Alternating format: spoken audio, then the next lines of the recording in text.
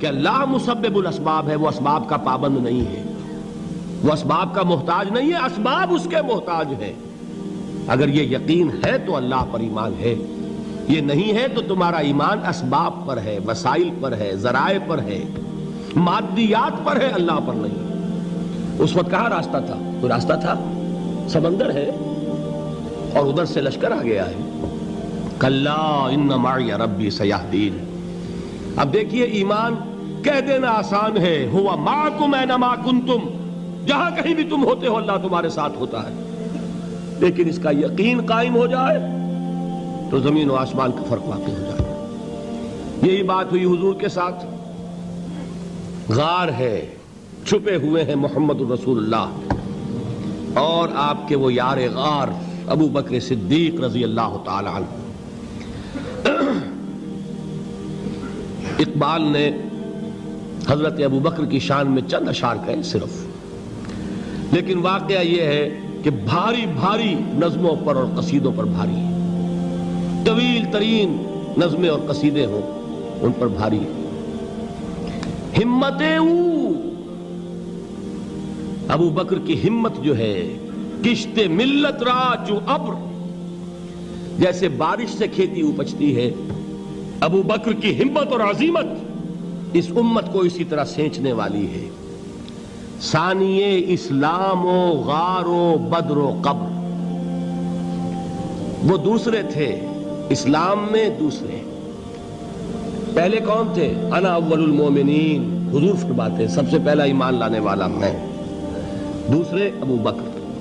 ویسے ہمارے ہاں یہ چلتا ہے اختلاف، حضرت علی پہلے ہیں کہ حضرت ابو بکر پہلے ہیں، لیکن اس میں بڑی خوبصورت تطبیق قائم کی ہے علماء نے اور بہت صحیح ہے۔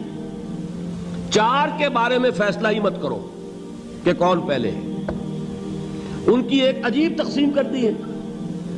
آزاد مردوں میں، بالغ مردوں میں سب سے پہلے ابو بکر، بچوں میں سب سے پہلے علی، خواتین میں سب سے پہلے خدیجہ، اور غلاموں میں سب سے پہلے زید ابن حارثہ۔ بڑی پیاری تقسیم ہے، یہ چاروں ہی پہلے ہیں، ہر ایک کے لیے اولیت ہے۔ اور واقعہ یہ ہے کہ اگر زمانی اعتبار سے تعین ہوگا تو پہلے خدیجۃ الکبریٰ آئیں گی رضی اللہ تعالی عنہ۔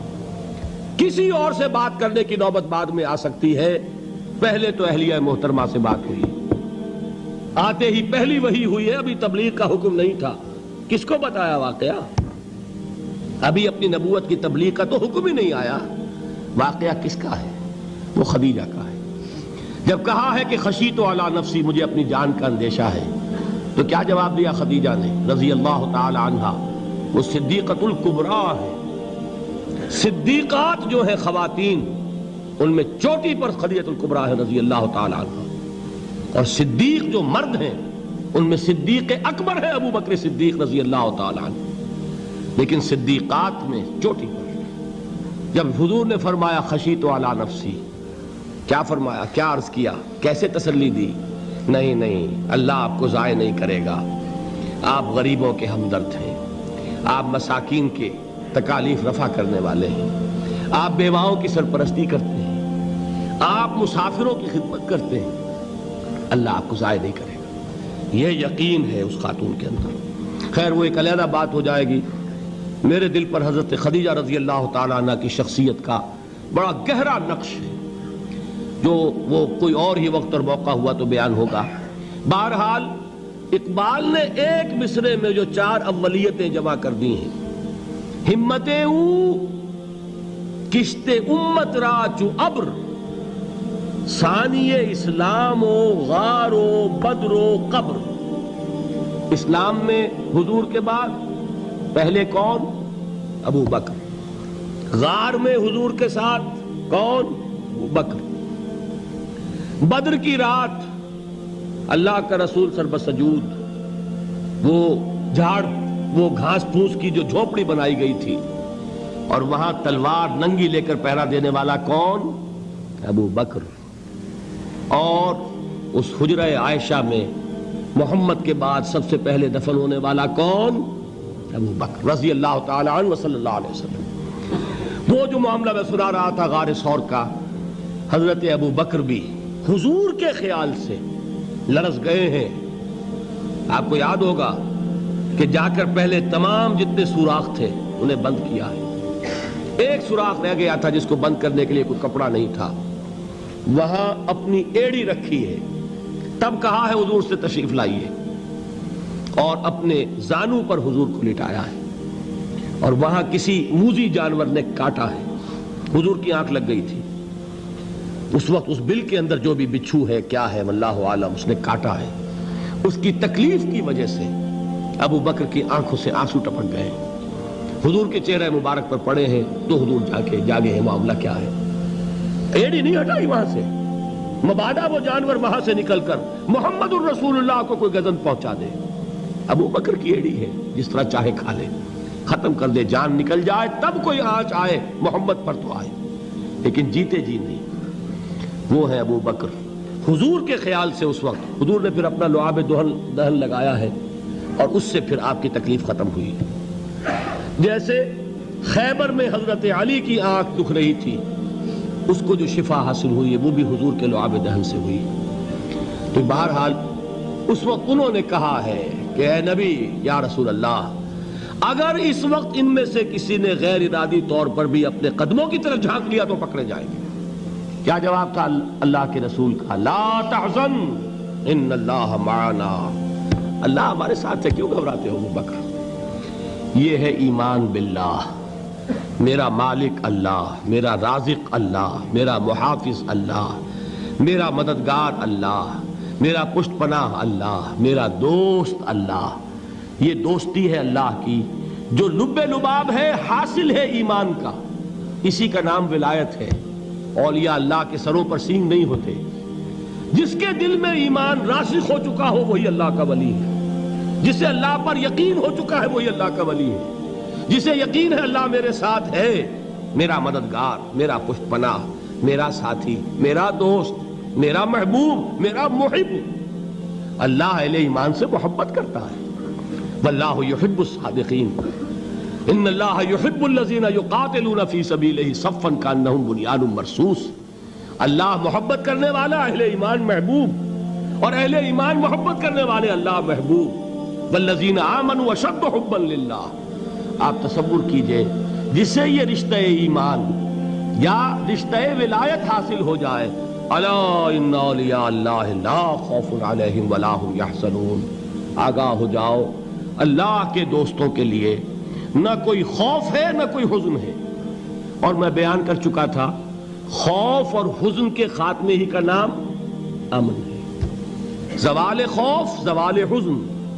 یہ خوف اور حزن کیوں آتے ہیں بار بار؟ اللہ تخافوا ولا تحزنوا, دونوں آ گئے. الا ان اولیاء اللہ لا خوف علیہم ولا هم یحزنون, پھر وہی دو. وہ کیوں ہے؟ خوف ہوتا ہے کسی مستقبل کی بات کا, یہ نہ ہو جائے, وہ نہ ہو جائے, یہ نقصان نہ پہنچ جائے, یہ تکلیف نہ ہو, یہ غضب نہ آ جائے. خوف ہے مستقبل سے. حزن ہے یہ کیوں ہوا, یہ نہیں ہونا چاہیے تھا, یہ میرا فلاں چیز میرے ہاتھ سے جاتی رہی ہے, فلاں موقع نکل گیا, اب بیٹھے ہوئے ہیں اندر ہی اندر کڑ رہے ہیں, صدمہ ہے اور رنج ہے.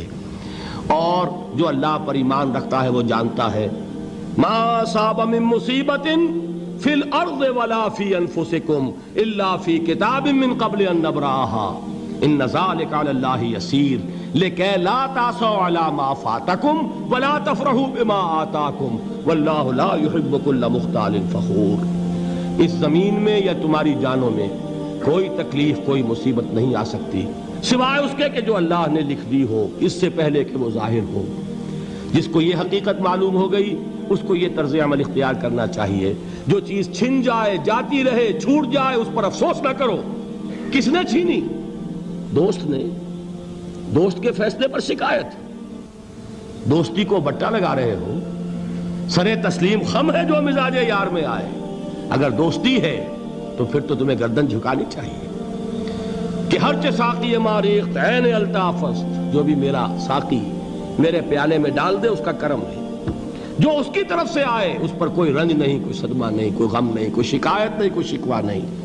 اور جو ہوگا وہ اس کے اذن کے بغیر نہیں ہوگا, اور اس کا اذن ہوگا تو یقیناً میرے لیے خیر ہی خیر ہے, چاہے وہ ناگوار شے ہو, بظاہر مجھے اچھی نہ لگ رہی ہو، میری شارٹ سائٹڈنس میں مجھے وہ نظر آ رہی ہے کہ میرے لیے بری ہے، لیکن قرآن نے کہا ہے عسیٰ ان تکرہوا شیئا وہو خیر لکم وعسیٰ ان تحبوا شیئا وہو شر لکم واللہ یعلم وانتم لا تعلمون۔ ہو سکتا ہے تم کسی چیز کو ناپسند کرو درحال ہے کہ اسی میں تمہارا خیر ہو، اور ہو سکتا ہے تم کسی چیز کو پسند کرو درحال ہے کہ اس میں تمہارا شر ہو۔ اللہ جانتا ہے، تم نہیں جانتے۔ جب مجھے یہ بات معلوم ہو گئی، میں نے اپنا معاملہ اللہ کے حوالے کیا۔ سپردم بے تو مایا خیش را تو دانی حساب کم و بیش را، اے رب جو تو چاہتا ہے وہ ہو، تیرے علم میں جو شے میرے لیے خیر ہے وہ ہو جائے، میری کوئی پسند نہیں، میری کوئی چاہت نہیں، یہ ہے راضی برضائے رب۔ اکبر الہٰبادی نے اسے کہا ہے رضائے حق پہ راضی رہ، یہ حرف آرزو کیسا، خدا خالق، خدا مالک، خدا کا حکم تو کیسا۔ جب میں آ گیا بیچ میں، میری پسند، میری مرضی، میری خواہش، میری چاہت، یہی تو شرک ہے۔ ما شاء اللہ کان وما لم یشاء لم یکن، جو اللہ نے چاہا وہ ہوا، جو اس نے نہیں چاہا نہیں ہوا، اختیار اس کا ہے، میرا تو نہیں۔ رضائے حق پہ راضی رہے، یہ حرف آرزو کیسا، خدا خالق، خدا مالک، خدا کا حکم تو کیسا۔ اقبال نے اسے کہا ہے فارسی میں، اب آپ کہیں اس کا ترجمہ بھی کرو تو وہ مجھے ذرا اس وقت کچھ بہت ہی بدذوقی کسی بات نظر آئے گی۔ جائیے پوچھئے کسی سے جسے فارسی آتی ہو۔ برو کشید ز پیچا کے ہست و بود مرا، چے اقدہا کے مقام رضا کشود مرا۔ مجھے تو تمام پیچ و خم سے نکال دیا اس مقام رضا نے، میں راضی برضائے رب ہوں، جو فیصلہ اس کا میں اس پر راضی۔ تو کہاں کا حزن اور کس کا خوف، یہی زوال حزن اور زوال خوف، یہی ہے امن، یہ نتیجہ ہے ایمان کا۔ تو جان لیجئے یہ ہے لب لباب، یہ ہے حاصل ایمان کا، یہ ہے تو ایمان ہے، یہ نہیں ہے تو ایمان نہیں۔